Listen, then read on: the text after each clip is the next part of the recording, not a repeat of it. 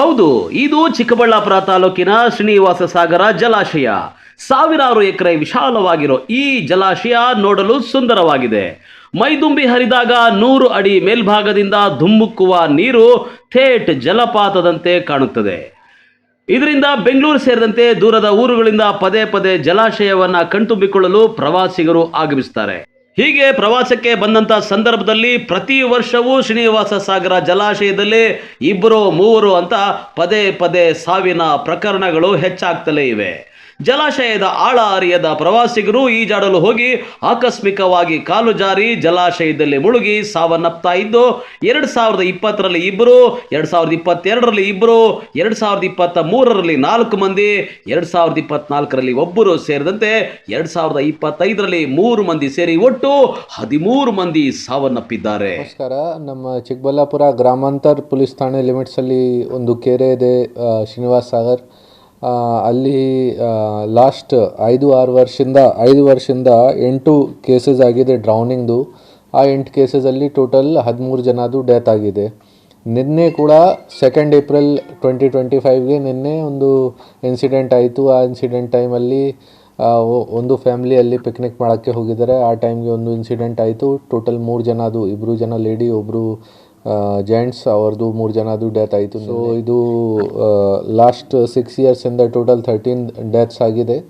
ಅಂದ ಹಾಗೆ ಇತ್ತೀಚೆಗೆ ಶ್ರೀನಿವಾಸ ಸಾಗರ ಜಲಾಶಯದ ಬಳಿ ಜಲಾಶಯದಲ್ಲಿ ಕಾಲು ಜಾರಿ ಬಿದ್ದ ಮಗುವನ್ನ ರಕ್ಷಿಸೋಕೆ ಅಂತ ಹೋದ ಬಶೀರ್, ಫರೀನಾ ಬೇಗಂ ಹಾಗೂ ಇಮ್ರಾನ್ ಮೃತಪಟ್ಟಿದ್ರು. ಇನ್ನು 2020ರಲ್ಲಿ ಈಜಾಡಲು ಹೋಗಿ ಕುಮಾರಿ ಸುಪ್ರಿಯಾ ಹಾಗೂ ಮಲ್ಲೇಶ್ ಸೇರಿದಂತೆ 2022ರಲ್ಲಿ ವಿನೋದ್, ಸಚ್ಚಿದಾನಂದ, ನರೇಶ್, 2023ರಲ್ಲಿ ರಾಧಿಕಾ, ಪೂಜಾ, ಇಮ್ರಾನ್ ಖಾನ್ ಹಾಗೂ ಯಾಸೀನ್ ಹಾಗೂ 2024ರಲ್ಲಿ KGFನ ಅಭಿಷೇಕ್ ರಾಜ್ ಶ್ರೀನಿವಾಸ ಸಾಗರ ಜಲಾಶಯದಲ್ಲಿ ಮುಳುಗಿ ಸಾವನ್ನಪ್ಪಿದ್ದಾರೆ. ಹೀಗಾಗಿ ಸಂಬಂಧಪಟ್ಟ ಇಲಾಖೆ ಜೊತೆ ಮಾತನಾಡಿ ಮುಂಜಾಗ್ರತಾ ಕ್ರಮ ಕೈಗೊಳ್ಳೋದಾಗಿ SP ತಿಳಿಸಿದರು.